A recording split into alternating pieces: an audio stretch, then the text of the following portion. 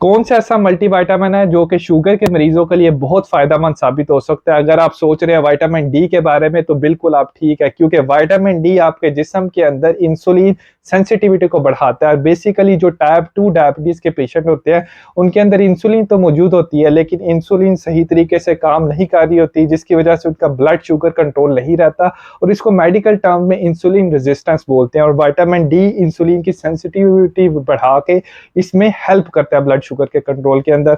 और vitamin D diabetic patients को एक दफ़ा ज़रूर चेक करवाना चाहिए, और अगर कम हो तो उसकी जो मेंटेनेंस डोज है वो ज़रूर लेनी चाहिए। और वो ये है कि आप 400 इंटरनेशनल यूनिट या 10 माइक्रोग्राम जो भी किसी फार्मेसी के ऊपर टैबलेट होती है वो आप ज़रूर लें। और कोशिश करें इसको दिन का जो आपका मेन मील जिसके अंदर फैट हो उसके साथ खाएं, क्योंकि ये फैट सॉल्युबल विटामिन है।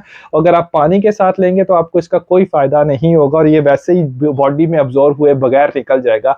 हाँ, विटामिन डी की डेफिशिएंसी की कई अलामात क्या होती हैं? विटामिन डी डेफिशिएंट होने से आपके जिस्म के अंदर हड्डियों में दर्द होता है, जिस्म बहुत ज़्यादा कमज़ोर महसूस होता है, हड्डियाँ बहुत ज़्यादा कमज़ोर हो जाती हैं। अक्सर लोगों को तो बार-बार इन्फेक्शन भी होता है। और कुछ स्टडीज़ के मुताबिक जिन लोगों को शुगर नहीं भी है उनके अंदर टाइप 2 डायबिटीज़ का रिस्क बढ़ जाता है अगर उनके जिस्म के अंदर विटामिन डी के लेवल्स कम हों।